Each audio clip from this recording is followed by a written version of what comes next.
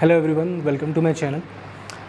चलिए शुरू करते हैं। लास्ट क्लास में हमने देख लिया था कि किस तरह से आपके स्टेटर के अराउंड जो मैग्नेटिक फील्ड होती है वो रोटेट करती है, ठीक है, वो हमने देख लिया था। अब इसके बाद हमें ये देखना है कि ये जो रोटर होती है अंदर, जो स्टेटर के अंदर होती है, जिसका कोई भी डायरेक्ट कनेक्शन नहीं होता सप्लाई के साथ, ठीक है, बीच में एयर होती है, फिर भी ये रोटर जो होती है वो घूमने लग जाती है क्योंकि उसमें कुछ ना कुछ इंड्यूस होता है, इसलिए इसका नाम है इंडक्शन मोटर। इसलिए हम इंडक्शन मोटर पढ़ रहे हैं, ठीक है, कि रोटर में जो करंट है वो इंड्यूस होगा और उस करंट के इंड्यूस होने से फिर ये रोटर घूमने लगती है। कैसे घूमने लगती है, क्यों घूमने लगती है, वो भी हम देखेंगे। पर मैंने मेन आपको जो बता दिया था कि स्टेटर में जो मैग्नेटिक फील्ड होती है वो कैसे रोटेट करती है। वो क्लॉकवाइज भी रोटेट कर सकती है, वो एंटी क्लॉकवाइज भी रोटेट कर सकती है, ठीक है। स्टेटर फिक्स है, ये बात ध्यान रखना हमेशा, स्टेटर फिक्स है, स्टेटर मूव नहीं कर रहा है, उसके अराउंड मैग्नेटिक फील्ड मूव कर रही है। तो आपके स्टेटर के अराउंड मैग्नेटिक फील्ड क्लॉकवाइज भी कर सकती है, एंटी क्लॉकवाइज भी कर सकती है।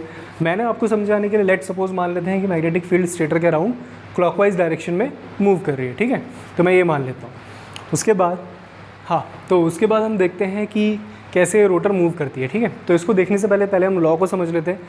हमारा एक फैराडेज लॉ होता है और एक आपका लेंज लॉ होता है, ठीक है। फैराडेज लॉ जो होता है वो ये कहता है कि आपने अगर किसी कंडक्टर को किसी मैग्नेटिक फील्ड में रख दिया, चेंजिंग मैग्नेटिक फील्ड में, किसी कंडक्टर को चेंजिंग मैग्नेटिक फील्ड में रख दिया है, तो उस कंडक्टर में आपका एक करंट इंड्यूस होगा, ठीक है। अब यहाँ पे जो रोटर है वो पूरा कंडक्टर है, ठीक है। तो और जो मैग्नेटिक फील्ड है वो आपकी स्टेटर के अराउंड है, तो आपने इस रोटर को उस मैग्नेटिक फील्ड में रख दिया, ठीक है, जो कि बार बार इस रोटर के जो कंडक्टर है उसको कट कर रही है। वो जो मैग्नेटिक फ्लक्स है वो बार बार जो मैग्नेटिक फील्ड ऑफ लाइंस है वो जिस रोटर है उसको कट कर रही है। तो जब भी वो इसे कट करेंगी तो कुछ ना कुछ इसमें करंट इंड्यूस होगा।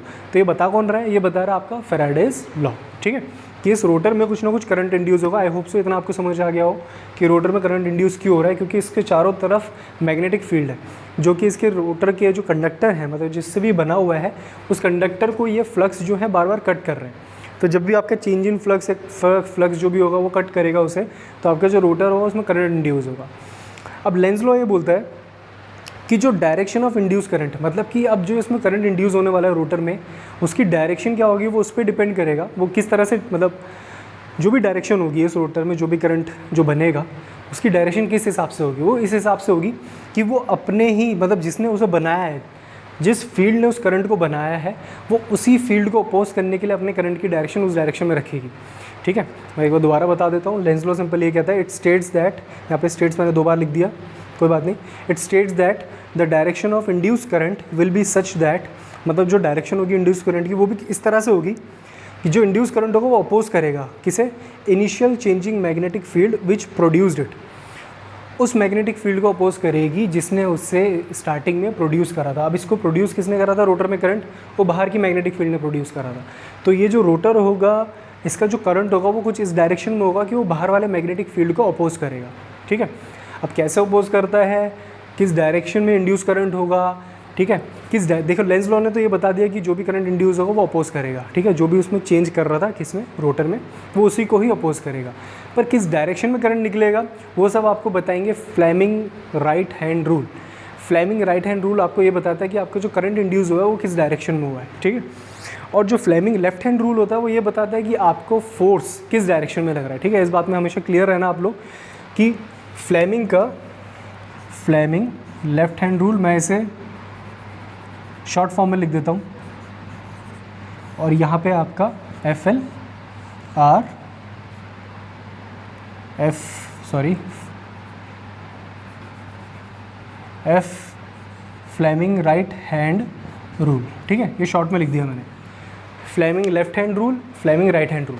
तो फ्लेमिंग लेफ्ट हैंड रूल क्या कहता है, Fleming left hand rule simple है, वो ये कहेगा, ये आपका डायरेक्शन ऑफ फोर्स बताएगा, जो आपका थंब है, थंब आपका बताएगा, और ये तीनों आपस में परपेंडिकुलर में रहेंगे, तीनों उंगलियां, कौन कौन सी, थंब, 4 फिंगर मतलब पहली फिंगर, और आपकी मिडिल फिंगर जो आपकी बीच की फिंगर होती है।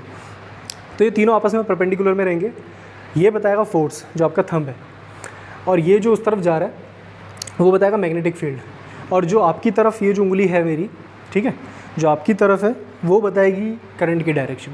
तो ये तीनों ये बताते हैं, ठीक है। But Fleming left hand rule को नॉर्मली जब यूज़ किया जाता है तब यूज़ किया जाता है जब आपके पास मैग्नेटिक फील्ड भी हो, आपको मैग्नेटिक फील्ड की डायरेक्शन पता हो, आपको करंट की डायरेक्शन भी पता हो, और आपको निकालना फोर्स कि फोर्स किस तरफ लगेगा। तो फोर्स की डायरेक्शन फाइंड करने के लिए किसका यूज़ करते हैं, फ्लेमिंग लेफ्ट हैंड रूल का, to find direction of force. ठीक है, फोर्स की डायरेक्शन को अगर फाइंड करना है तो हम किसका यूज़ करेंगे, फ्लेमिंग लेफ्ट हैंड रूल का। और अगर आपको डायरेक्शन ऑफ करंट पता करनी है तो आपको यूज़ करना है Fleming right hand rule, direction of current, इसका ध्यान रखिएगा। To find direction of current, अगर आपको करंट की डायरेक्शन का पता करना है तो आपको फ्लेमिंग राइट हैंड रूल का इस्तेमाल करना है। ठीक है, अब फ्लेमिंग राइट हैंड रूल क्या होता है, Fleming right hand rule simple होता है, उसके भी 3 उंगलियां होती है, सेम ऐसी जैसे मैंने आपको लेफ्ट के लिए बताई थी, सेम राइट के लिए तीनों वही हैं। ठीक है, अभी भी ये फोर्स है, ये आपका मैग्नेटिक फील्ड ऑफ लाइंस है, और ये जो उंगली है, अगर मैं इसे राइट हैंड को आपकी तरफ कर दूं तो ये जो उंगली है ये करंट की डायरेक्शन है, मैग्नेटिक फील्ड उधर, और ये आपका थंब जो है ये फोर्स बताएगा।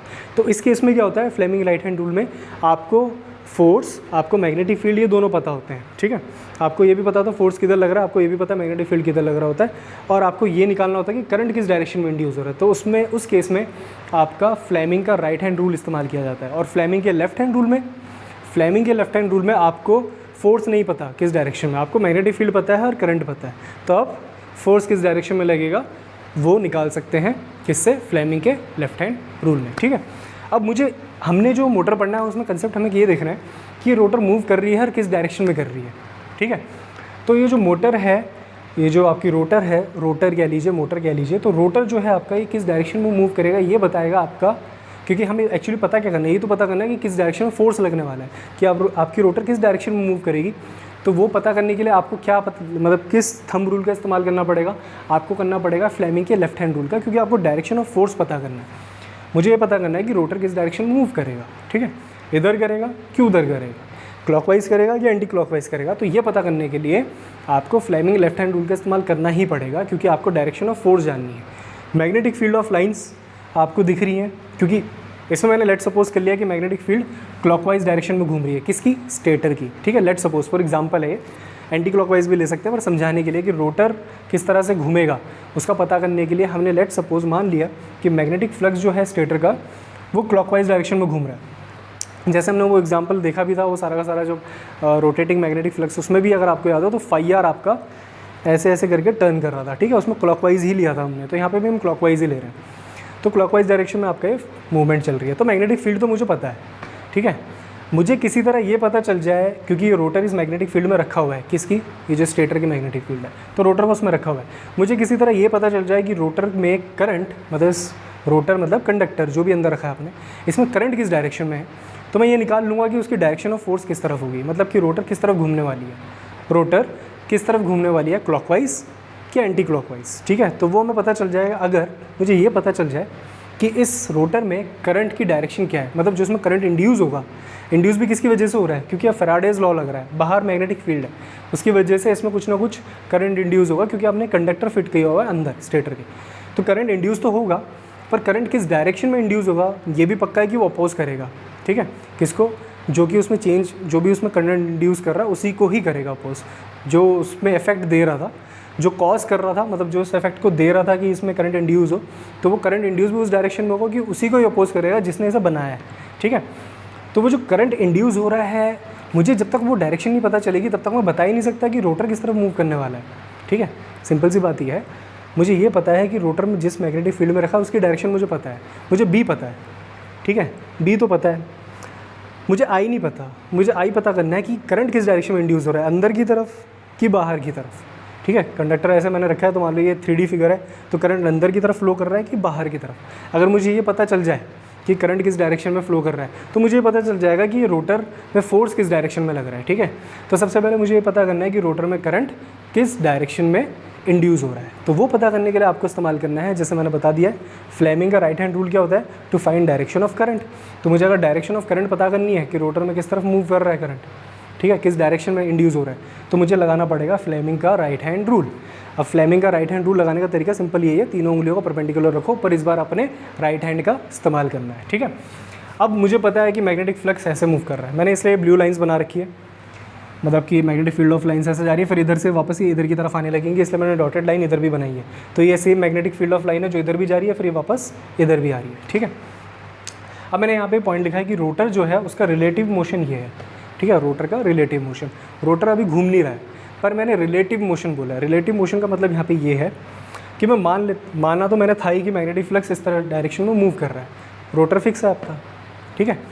तो रोटर आपका फिक्स है पर मैग्नेटिक फील्ड ऑफ लाइंस उस डायरेक्शन में जा रही है, तो मैं कह सकता हूँ कि जैसे मैग्नेटिक फील्ड तो ऐसे की तरफ जा रही है पर रोटर फिक्स है, तो मैं ये भी तो बोल सकता हूँ कि रोटर की मूवमेंट जो है, रोटर की मूवमेंट रिलेटिव मोशन की बात करें तो रोटर इस तरफ घूम रहा है, ठीक है। ये सिंपल सी बात ये है। अगर कोई चीज़ मान लीजिए जैसे बीच में कुछ एक सर्कुलर चीज़ मैंने रखी है और बाहर वाले को मैं इधर की तरफ घुमाए जा रहा हूँ, ठीक है, तो मैं ये बोल सकता हूँ कि जो बाहर वाला है उसका रिलेटिव मोशन, जो बाहर वाला है, जैसे मैं सिंपल एक एग्जांपल लेता हूँ, यहाँ पे एक सर्कल और बना लेते हैं, एक अंदर सर्कल है एक बाहर सर्कल है। मैं बोल रहा हूँ बाहर वाला इस तरफ घूम रहा है, तो अगर बाहर वाला इस तरफ घूम रहा है तो मैं कहूँगा कि बाहर वाले का relative motion with respect to अंदर वाले के कौन सी डायरेक्शन में, क्लॉकवाइज डायरेक्शन में, ठीक है, सिंपल। पर अगर मैं ये भी तो बोल सकता हूँ, भले ये रुका हुआ है, कौन, आपका अंदर वाला, बाहर वाला घूम रहा है, ये अंदर वाला रुका हुआ है, पर मैं ये भी तो बोल सकता हूँ कि जो अंदर वाला है वो विद रिस्पेक्ट टू बाहर वाले के उल्टी डायरेक्शन में घूम रहा है, ठीक है। ये रिलेटिव मोशन की बात है। भले एक मतलब रुकी हुई कंडीशन में है, रुका हुआ है और एक मूवमेंट कर रहा है, पर अगर मैं रिलेटिविटी की बात करूँगा तो बोल सकता हूँ कि ये वाला उल्टी डायरेक्शन में घूम रहा है, ठीक है। ये सिंपल से ऐसा ही है जैसे कि हम बस में जा रहे होते हैं, सामने हमें पेड़ दिख रहे होते हैं, तो हमें ये लग रहा होता है कि पेड़ पीछे की तरफ भाग रहे हैं जबकि हम आगे की तरफ जा रहे होते हैं, ठीक है। यही रिलेटिव मोशन की मैं बात कर रहा हूँ आपके सामने। तो सिंपल सी बात ये है कि अगर बाहर वाला इधर की तरफ घूम रहा है तो मैं कह सकता हूँ कि अंदर वाला बाहर वाले के रिलेटिव मोशन में एंटी क्लॉकवाइज घूम रहा है, ठीक है, जबकि वो घूम नहीं रहा है पर रिलेटिव मोशन की बात हो रही है। तो यहाँ पे भी सेम जो मेरा रोटर है, क्योंकि मैंने आपको बता दिया कि जब तक मैं इसमें बता नहीं दूंगा कि करंट किस डायरेक्शन में इंड्यूस हो रहा है तब तक मैं बता नहीं सकता कि इस रोटर में फोर्स किधर लग रहा है, ठीक है। तो वो निकालने के लिए, क्योंकि राइट हैंड रूल का मुझे इस्तेमाल करना है कि करंट की डायरेक्शन निकालनी है, तो उसमें दो चीज़ें पहले से पता होनी चाहिए। एक तो direction of field, magnetic field, वो तो मुझे पता है, ठीक है, और डायरेक्शन ऑफ फोर्स भी पता होना चाहिए। तो मैंने वो रिलेटिव मोशन से जान लिया। रिलेटिव मोशन से मैंने ये जाना कि जो रोटर है उसमें जो फोर्स लग रहा है वो लग रहा है इस तरफ, जबकि रोटर रुकी हुई है, ठीक है, बट रिलेटिव मोशन की बात हो रही है। तो बाहर मैग्नेटिक फील्ड उस तरफ घूम रही है, ठीक है। तो रोटर का रिलेटिव मोशन अगर मैं बोलूँ उस मैग्नेटिक फील्ड के लिए वो उल्टी डायरेक्शन में, तो अगर रोटर का मैग्नेटिक फील्ड उल्टी डायरेक्शन में है तो मैं कह सकता हूँ, जैसे अगर मैं इधर की बात करूँ, इस साइड की बात करता हूँ, ठीक है, इस साइड, ना कि उस साइड, मैं इस साइड की बात करता हूँ। मैग्नेटिक फील्ड आपकी उधर की तरफ जा रही है पर फोर्स इधर की तरफ लग रहा है, तो मैं इसे ऐसे करना पड़ेगा। तो अगर मैं इसे ऐसे करूँगा, मैग्नेटिक फील्ड उधर है, ये वाली उंगली, मैग्नेटिक फील्ड उधर है, ये वाली उंगली, मैग्नेटिक फील्ड उधर है, ठीक है।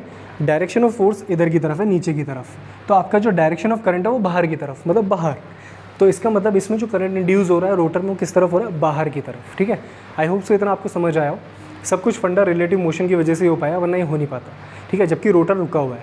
पर हम मान सकते हैं कि रोटर की मूवमेंट उल्टी तरफ हो रही है। ये सिंपल ऐसा है, जो आपका फराडे लॉ होता था, अगर आपको याद हो तो उसमें क्या होता था, एक कॉइल होती थी, वो गैल्वेनोमीटर से कनेक्टेड होता था और उसमें मैग्नेट को अंदर बाहर कर रहे होते थे। मैग्नेट को जैसे ही लाके आप अंदर की तरफ मतलब मूवमेंट करोगे, मैग्नेट की जब तक मूवमेंट होगी, रिलेटिव मोशन होगा, तब तक उस गैल्वेनोमीटर में डिफ्लेक्शन आपको नज़र आएगा। ये मैग्नेट को हम मूवमेंट कर रहा हूँ, मैं इसकी मूवमेंट में कर रहा हूँ उस कॉइल के अंदर, और उस कॉइल को आपने कनेक्ट कर रखा है एक मीटर से, ठीक है, जो कि करंट बता रहा है, गैल्वेनोमीटर कह लीजिए। तो यहाँ पर मेरा कॉइल है, ठीक है, जैसा कि मैं आपको डायग्राम की फॉर्म में भी बता सकता हूँ, सिंपल सा, ये आपकी कॉइल है, ठीक है।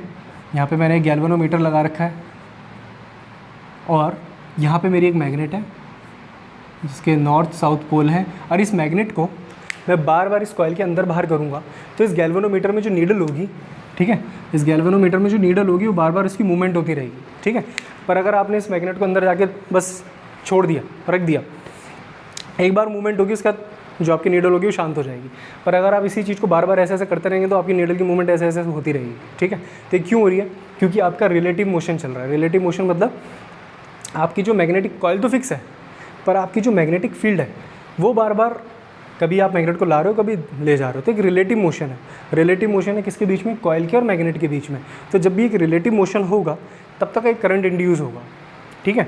पर अगर आपने इसे ला के शांत छोड़ दिया तो वो करंट इंड्यूस नहीं होने वाला, मतलब एक बार हो जाएगा उसके बाद नहीं होगा, ठीक है, वो फिर करंट ज़ीरो हो जाएगा। तो जब तक ये रिलेटिव मोशन चलता रहेगा तब तक आपका करंट इसमें इंड्यूस होता रहेगा गैल्वेनोमीटर में, ठीक है।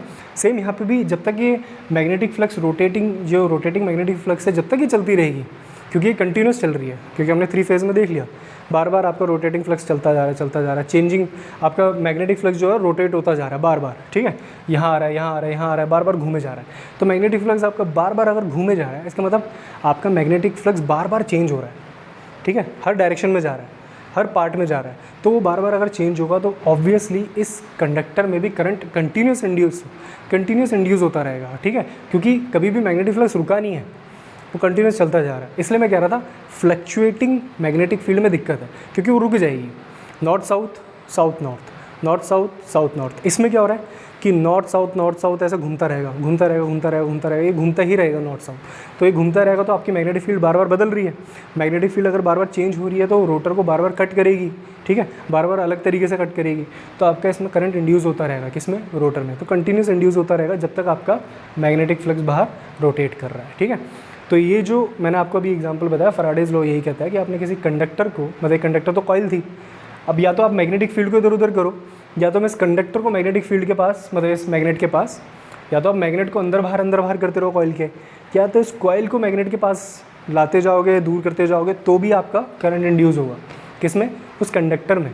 ये रहा कंडक्टर आपका, यहाँ पे कंडक्टर कौन है, रोटर, ठीक है। तो रिलेटिव मोशन की बात है, अगर मैं मैग्नेट को अंदर बाहर कर रहा हूँ, ठीक है, तो मैं ये कहूँगा कि हाँ मैग्नेट मूव कर रही है।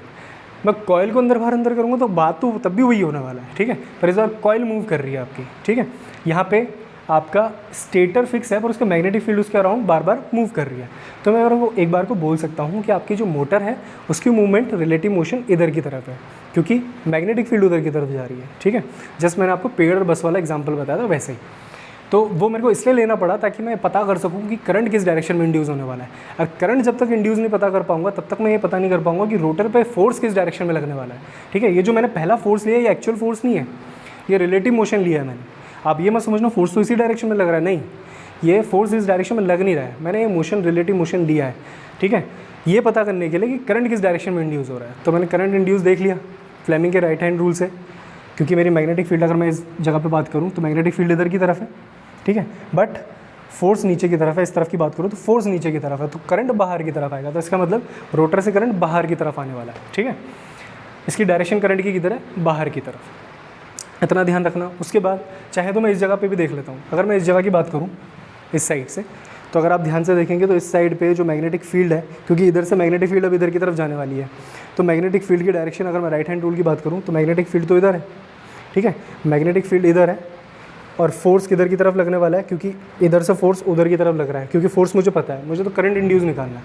फोर्स इधर की तरफ लग रहा है, ठीक है, क्योंकि इधर की तरफ मूवमेंट हो रही है, तो करंट किधर की तरफ आ रहा है, बाहर की तरफ। तो चाहे मैं इधर से देख लूँ बाहर की तरफ, चाहे मैं इधर से देख लूँ बाहर की तरफ, क्योंकि फोर्स इस साइड में इधर की तरफ लग रहा है, नीचे की तरफ, मैग्नेटिक फील्ड सीधा, तो करंट बाहर की तरफ। तो सबसे पहले आपको ये समझ आना चाहिए कि करंट बाहर की तरफ इंड्यूस क्यों कर रहा है, ठीक है। दूसरा, ये तो हो गया कि करंट बाहर की तरफ इंड्यूस कर रहा है। अब फ्लेमिंग का लेफ्ट हैंड रूल लगाना है। अब मुझे पता चल गया कि करंट रोटर में किस तरफ आ रहा है, क्योंकि मैं फ्लेमिंग का लेफ्ट हैंड रूल तभी लगा सकते हो, आपको डायरेक्शन ऑफ फोर्स निकालना है। डायरेक्शन ऑफ फोर्स निकालना मतलब ये, ठीक है, कि इस रोटर में एक्चुअल में किस तरफ ये मूव करेगी। तो डायरेक्शन ऑफ फोर्स निकालने के लिए आपको मैग्नेटिक फील्ड और करंट की डायरेक्शन पता होनी चाहिए। करंट की डायरेक्शन हमने अभी निकाल ली कि करंट की डायरेक्शन बाहर की तरफ है, तो मैं यहाँ फ्लेमिंग का लेफ्ट हैंड रूल लगाता हूँ इस साइड। तो मैग्नेटिक फील्ड जा रही है उस साइड, जैसे कि आप देख सकते हैं मैग्नेटिक फील्ड इस साइड जा रही है, करंट की डायरेक्शन है बाहर की तरफ, तो फोर्स किधर लगने वाला है, एक्चुअल ऊपर की तरफ, मतलब फोर्स लगेगा ऐसे, ठीक है। अब मैं चाहे तो इधर आ जाता हूँ इस साइड पे देखूंगा तो मुझे पता है मैग्नेटिक फील्ड इधर जा रही है, ठीक है, मैग्नेटिक फील्ड इधर जा रही है पर करंट अंदर नहीं है, तो मुझे इस उंगली को थोड़ा इधर करना पड़ेगा, करंट बाहर की तरफ है, मैग्नेटिक फील्ड इधर, तो डायरेक्शन ऑफ फोर्स किधर, नीचे की तरफ, मतलब इधर की तरफ। यहाँ से इधर की तरफ लग रहा है, यहाँ से इधर की तरफ लग रहा है, इसका मतलब रोटर किस तरफ मूव करेगी, इस तरफ, किस साइड, क्लॉकवाइज डायरेक्शन में। तो एक्चुअल जो मूवमेंट है रोटर की वो क्लॉकवाइज डायरेक्शन में होने वाला है, ठीक है। तो रिलेटिव मोशन तो लिया गया था, एक्चुअली में रोटर उस समय शांत थी, बैठी हुई थी, बस मैंने इसलिए ले लिया था ताकि मैं ये पता कर लूँ कि करंट की डायरेक्शन किस तरफ इंड्यूस होने वाली है, ठीक है। तो ये था आपका रोटर की इस तरफ से मूवमेंट कैसे करेगा, और रोटर इस तरह से आपका मूवमेंट करेगा। ये कब तक मूवमेंट करेगा, मैग्नेटिक फ्लक्स भी इसी तरफ मूव कर रहा है, रोटर भी इधर मूव कर रहा है, ठीक है। वो इसलिए क्योंकि रोटर नहीं चाहता है कि उनके बीच में रिलेटिव मोशन बना रहे, ठीक है, एक रिलेटिव स्पीड बनी रहे, ठीक है। इस बात को ध्यान से समझना। मैग्नेटिक फ्लक्स इधर की तरफ रोटेट कर रहा है, अभी अभी हमने देखा कि रोटर भी उधर की तरफ मूवमेंट कर रहा है, एक्चुअल मूवमेंट उसकी उधर की तरफ है, वो उधर इसलिए मूवमेंट कर रहा है ताकि उनके बीच का जो रिलेटिव मोशन है वो ज़ीरो हो जाए, रिलेटिव स्पीड जो है वो ज़ीरो हो जाए। सिंपल सी बात ये है कि जैसे मैं अगर बस में बैठा हूँ है और बस चल रही है इस तरफ, तो आपको लगेगा कि पेड़ पीछे की तरफ जा रहे हैं, ठीक है। बट अगर वही पेड़ भी भागने लगे, जो कि एक्चुअल में पॉसिबल नहीं है, आप भी जानते हैं कि पेड़ भाग नहीं सकते, पर मान लेते हैं वो पेड़ भी उसी तरफ भागने लगे, ठीक है, तो आपको ये लगेगा कि आप दोनों के बीच में कोई रिलेटिव मोशन है ही नहीं, रिलेटिव स्पीड है ही नहीं, आपको लगेगा सब कुछ ऑलमोस्ट बराबर है, ठीक है। तो इस रोटर को भी उस डायरेक्शन में घूमना इसलिए पड़ता है ताकि ये जो इसमें करंट इंड्यूस कर रहा है, जो इसमें करंट इंड्यूस कर रहा है, उस करंट जो भी इंड्यूस हो रहा है वो अपोज करेगा किसको, उसी को ही जो उसको कॉज कर रहा है। तो उसको अपोज करने के लिए उसे क्या करना पड़ेगा, उसी डायरेक्शन में मूवमेंट करना पड़ेगा ताकि दोनों के बीच का रिलेटिव मोशन क्या हो जाए, ज़ीरो हो सके। पर जब भी ये ज़ीरो होगा नहीं, क्योंकि रोटर की जो स्पीड होती है नॉर्मली बाहर की स्पीड जो मैग्नेटिक फ्लक्स होती है थोड़ी कम ही होती है, ठीक है।